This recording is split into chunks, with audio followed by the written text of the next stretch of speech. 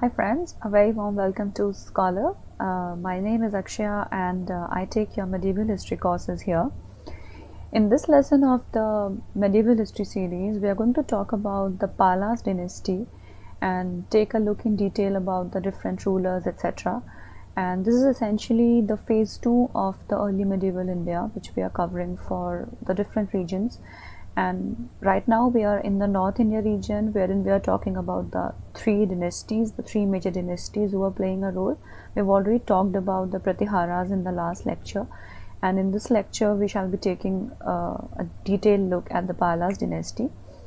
But before we get into the topic for today, let's try and take a quick look at what we have done in the previous lessons so far. Yeah, so far, if we were to talk about, we have talked about the phase 1 of the early medieval India, wherein we have covered, this is completed for the entire country. We've covered all the three regions, North, Deccan and far south. And for the phase 2, which is roughly 750 to the 1000 AD, we've covered we have given a basic story of what was the tripartite struggle and what was going on in the India of in the northern India of those times, and we've also spoken in detail about the Pratiharas, as I just said. Now in this lesson we are going to talk about the second dynasty, which was the Palas. So let's get started. So the Palas was the dynasty, or they were the rulers who were established around 8th century in the Bengal region, and they were established by a king called as Gopala I. So you see, last that we spoke about in the Bengal was the ruler Shashanka. In this region we had the ruler Shashanka of the Gauda dynasty, and after Shashanka was killed by Pulakeshin II, there was a long period of civil wars, etc. After that, finally, it was Gopala who set up this stable dynasty of Palas, and they essentially gave Bengal a stable rule for around almost 4 centuries, you could say. Next point is that the word Palas, the word Pala, it comes from the word Pal, as they say Palan in Prakrit or Sanskrit, which means protector or somebody who protects. So this is the etymology of the word Pala, as we have seen for different other dynasties that we have covered so far. So Palas come from the word Pal or Palan. Now where was their capital? Their capital was at Paharpur. Paharpur is a small village in the current Munger district in Bihar. So their main capital was at Paharpur in Munger. So you can see that they did shift their capital as the other dynasties, but the main capital that Palas had was at Paharpur in Munger. Pratiharas, where did they have their capital most of the time? It was at, try to recall, it was at Kannauj. And Rashtrakutas, they had it at Manikhet or Malkhed. Rashtrakutas we are yet to cover, but I think I did speak about the capital of the three dynasties. And Palas, they had their capital at Munger, Paharpur in Munger. Now I also listed some major cities of these dynasties, which is the Patliputra, the Vikrampura, Ramvati, Munger, the capital, Tamralipti and Jagadala. So the locations is not important, but just remember that these cities are associated with the Palas dynasty. And also the two key regions that Pahala almost had under their control almost all the time. So at the peak they could have gone until up to the eastern Pakistan, etc., and the Dravida region, etc. But all the time that they had the two regions that they had under their control, the stronghold of the Palas, it was the Bengal region and it was the Bihar region. So there is also a map that I have put here, wherein you can see the extent of the Pala Empire. The usual extent of the Pala Empire is what is being shown in this map. Now the most important thing for which Palas have been considered to have played a very key role is their patronage to this Buddhism religion. It is one of the most important dynasty in the entire South Asia region, you could say, who've been the patrons of the religion of Buddhism. And this legacy is even talked about in the Tibetan chronicles. They had sent certain ambassadors, etc., to the Tibetan kingdom to spread Buddhism and promoted. So this has also been chronicled in the Tibetan chronicles, and from there also you could find some sources for the Pala's history, the Tibetan chronicles. And also they had set up some very many monasteries, out of which 4 are extremely important, and we shall look at those monasteries in this lesson. But the Panch Mahaviharas, out of which Nalanda was set up by the Gupta Emperor Kumaragupta, and that was an old monastery which continued, but the rest 4 out of the Panch Mahaviharas were set up during the Pala's reign. So this is the next major contribution towards Buddhism that Palas had done. Also, Islam first appeared in Bengal during their rule. So these are certain key points that you should try to remember, that it was during the Palas Islam first set its feet in Bengal, because there was a lot of trade which was going on between the Bengal and the Middle East region. So this is the next important point. Now, Palas have often been cited as the golden era of Bengal, and we shall try to understand that why is this title of the sorts being given to the Palas? Why are Palas called as the golden era of the Bengal? So the first point is that, as I've spoken earlier, after the death of Shashanka, the Gauda ruler, there was a large period of political instability, and there were a lot of civil wars, etc., which were going on between the various divisions in the Bengal. There was an Assamese king who ruled for some period of time, but ultimately he was also not accepted by the people of Bengal, and we will see later that it was actually an election kinds, wherein the regional chieftains amongst themselves, they picked up this King Gopala I, who was the founder, or who was the first ruler of the Palas dynasty. So this was not really a traditional win the war scenario wherein a ruler defeats another and becomes the king. Rather, it was a conscious decision of the regional chieftains to bring a period of stability to Bengal. They selected Gopala as the king. So this is the first reason, that this was a period which gave stability in Bengal after so many years of civil wars and political instability. Next point is that they made an outstanding contribution to the art and culture. So Bengal, even in the present day, it's known for its beautiful art and culture, and the whole region, if you see, the literary works, etc. So this can also be attributed to the Palas kingdom, and we shall see how. Firstly, they had built very many grand temples and monasteries. So they had built the Sompura Mahavira, they had built the Vikramshila monastery, they had built some other monasteries, Odantpuri, etc. So as I said earlier, 4 out of the 5 Mahaviharas were built during the Pala reign. This is the first point. Secondly, they had also patronized the great universities.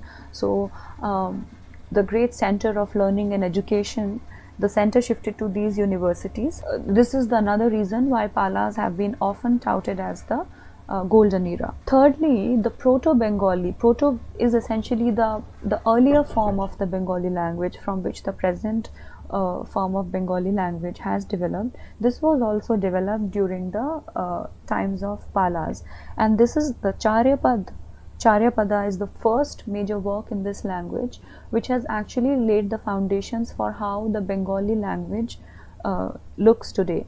So this is the Bangla language, it looks today. So this is the third point.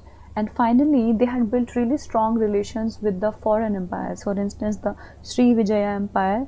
Sri Vijaya Empire, if you would recall, Sri Vijaya, the Southeast Asia empire, and the Tibetan Empire. The Tibetan Empire, because they would send their embassies, etc., for promotion of Buddhism. And lastly, they even had foreign relations with the Arab Caliphate in the later period, when the Caliphate, while the Caliphate was established, they would also send their embassies and have good relations with the Arab Caliphate. So that is the last reason, and this is not an exhaustive list, but just to give you a sense of why Pala is such an important kingdom that they have been called as the golden era of Bengal. Moving forward, now we shall talk about the key rulers of the dynasty one by one.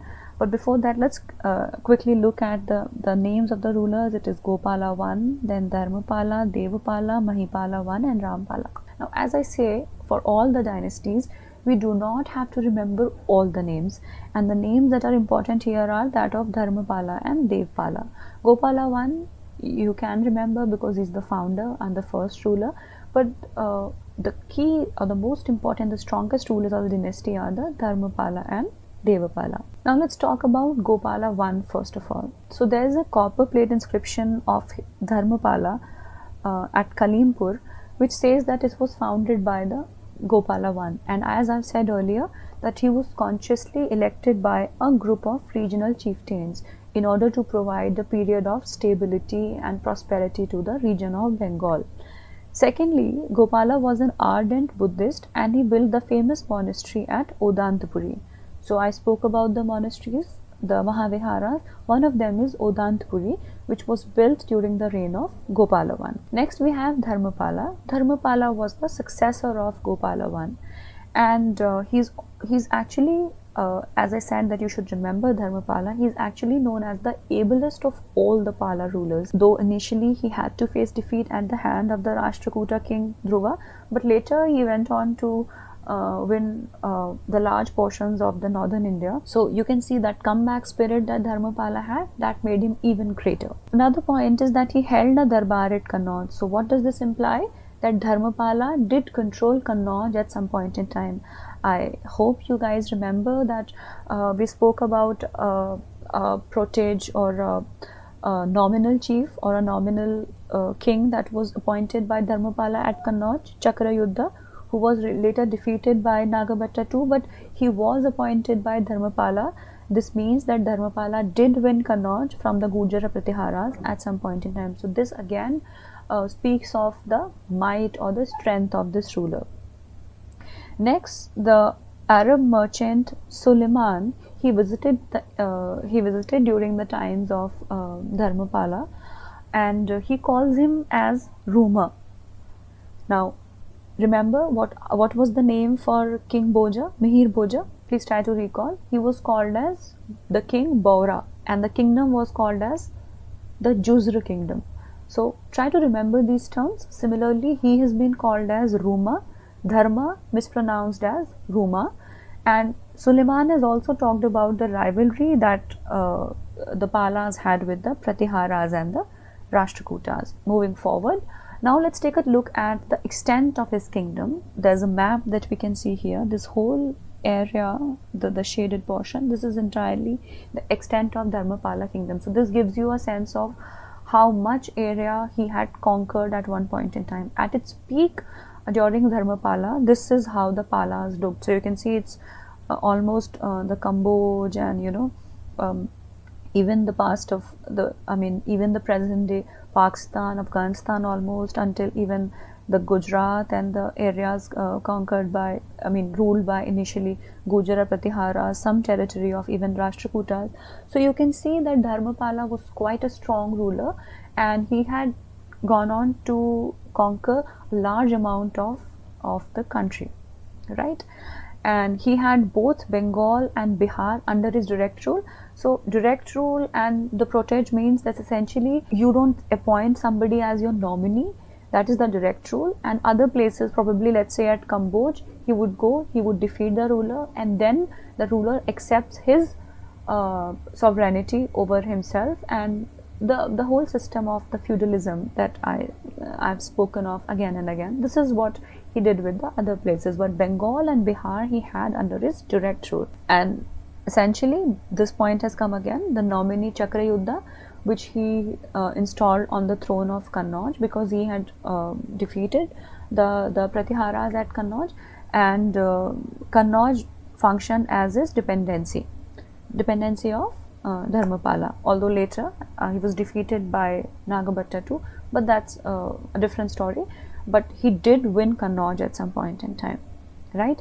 And there are some other states that I have put in here which accepted his sovereignty because he must have won over them. We have Punjab, Western Hill states, Rajputana, Malwa, Birar. So you can see that almost quite a large extent of the India of the India of those times was under the rule of Dharmapala, be it directly or indirectly. Now the kind of contribution that he made towards Buddhism and the culture, art and architecture, etc. So firstly, he had founded the Vikramshila monastery. So he had founded the Vikramshila monastery near Bhagalpur in Bihar, in present-day Bihar. You must have heard of this Buddhist scholar Dipankar, who's also this is his picture, who's also called as Atisha in some Buddhist chronicles, and he was associated to this Vikramshila monastery. Also, he had founded. So you can remember that Dipankar is from the times of Dharmapala, and Dharmapala had founded the Vikramshila monastery. Dharmapala had also founded the Sompura monastery, which is near Paharpur in Bihar. Paharpur, capital of Palas. So this one is also founded by Dharmapala. And the Buddhist scholar Santa Rakshita was also from the Dharmapala's time, right? So he also lived during the times of Dharmapala. Next is the ruler Devapala. Devapala again, a very important ruler as his father Dharmapala, and this is the extent of Palas at its peak under Devapala. So you can see he had extended the kingdom even further. It is almost he's even covered these areas under Assam and northeast, etc. He has even gone down till the southern India portions. So extended the empire. So the regions, if we were to talk about the Pragjotishpura or the Kamarupa regions in Assam, these are in the Assam region. He had captured the parts of Odisha, Utkal. Utkal is the ancient name for this region, Odisha, and he had even won he had even won the regions in modern Nepal, right? And the other military victories he had won were over the Hunas, the Gujaras and Dravidas. So you see, there's a vast part of the Gujaras, some region in Dravida, etc. also he had won.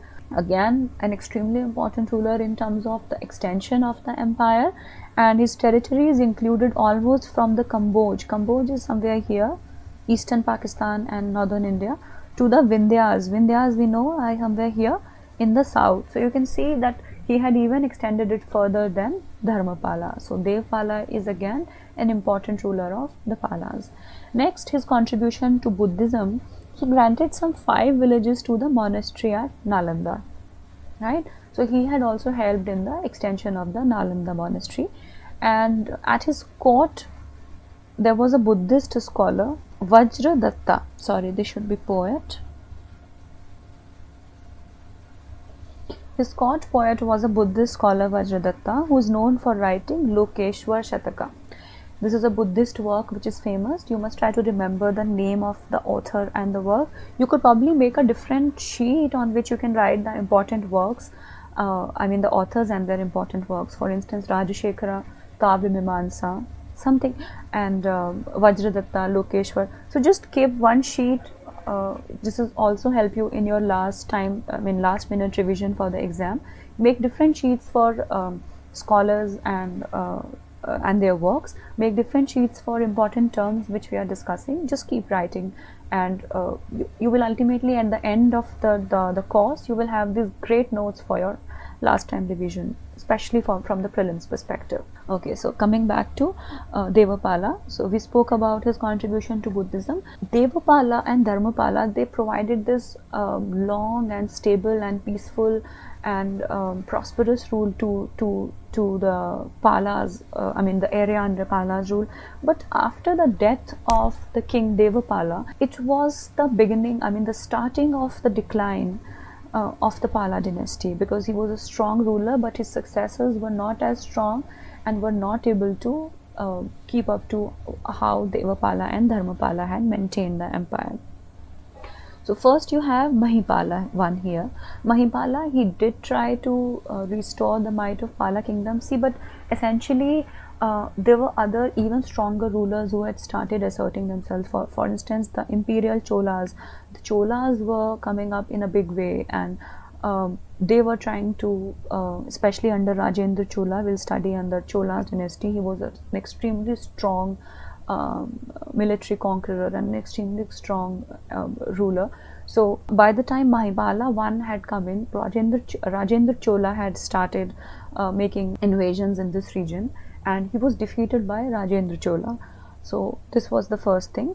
And secondly, although militarily maybe he couldn't do that well, but he did order, art and architecture perspective, he ordered restoration and repair of certain structures at Bodh Gaya, Sarnath and Nalanda.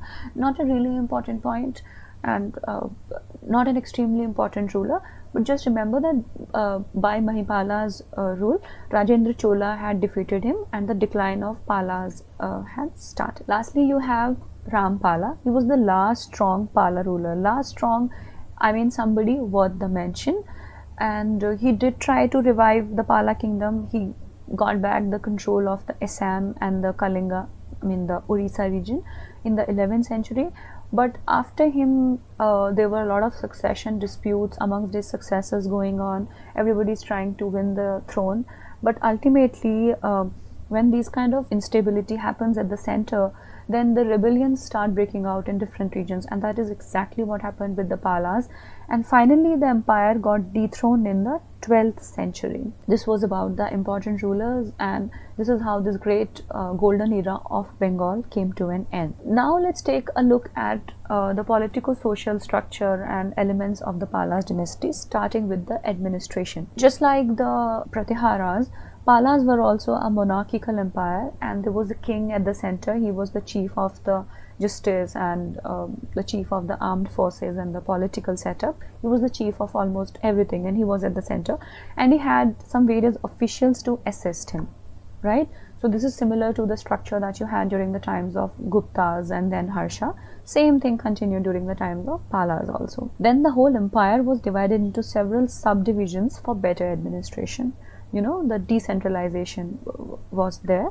So there's the empire at the center, further divided into the bhuktis or the provinces, then various provinces divided into the vishyas or the sub-provinces, and then finally into the mandalas or the districts. And then there was a group of villages, and then the village finally controlled by a village headman. This is same as you had during the reign of Pratiharas.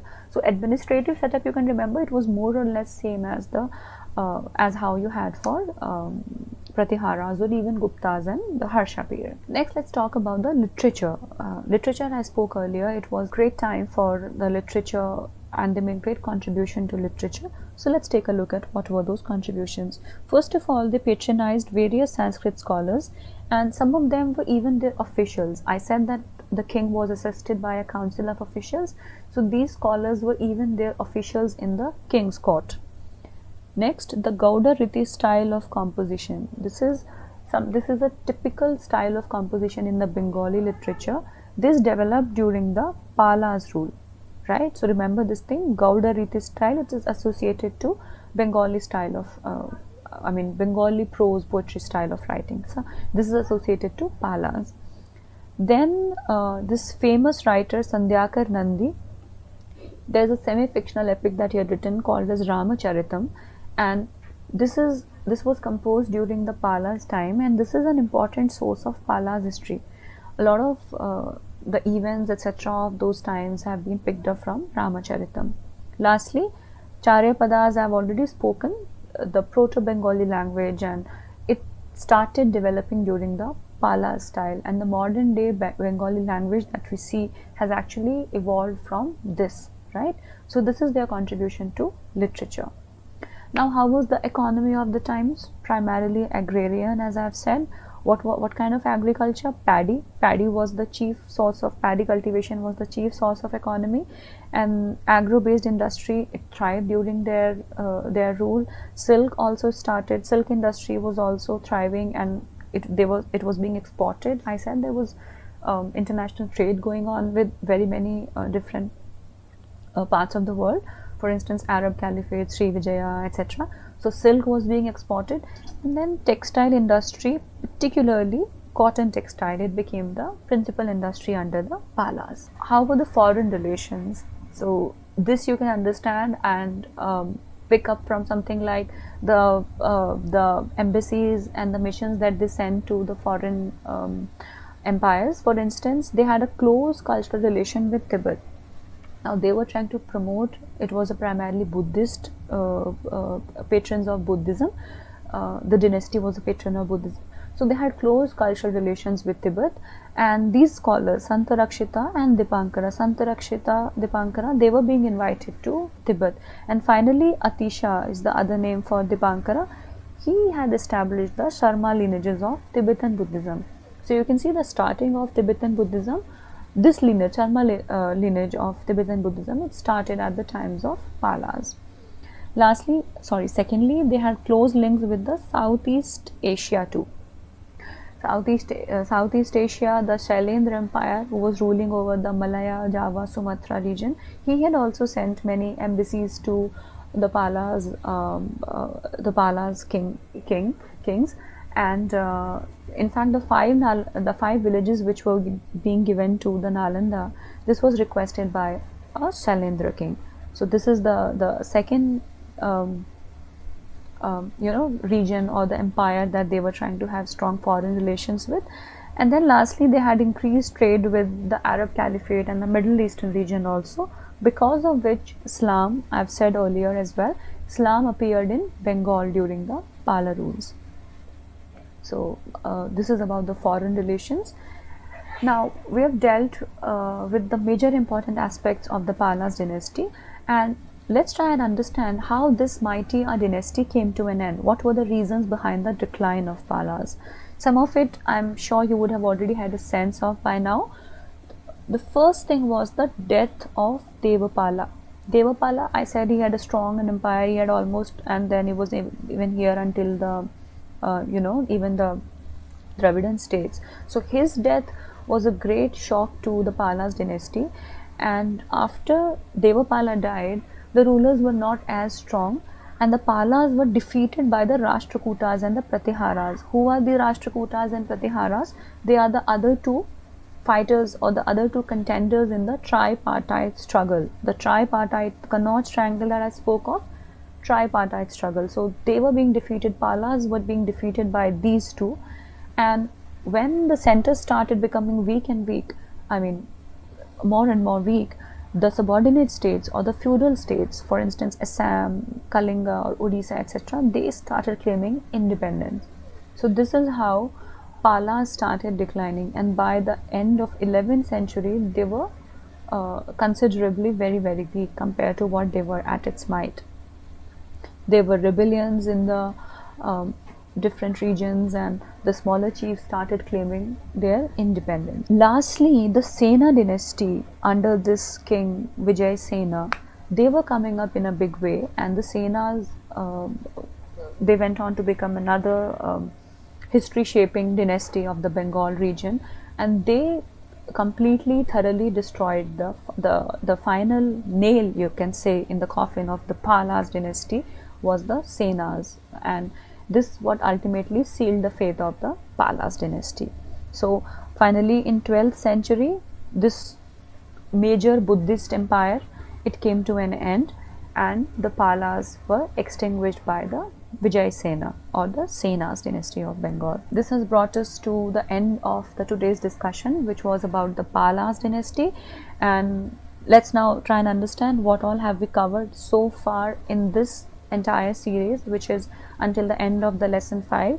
We have covered the phase 1 for the entire phase 1 of the early medieval India. So we are still in the early medieval phase, wherein we are doing the early medieval period in 2 phases. So we have covered phase 1 of the early medieval period for the entire India. Phase 1 we are calling from 600 to 750. Some of the history books you will see this as the ancient history part, but just to give a little more sense of continuity, we have also covered this phase and we are calling it as the phase 1.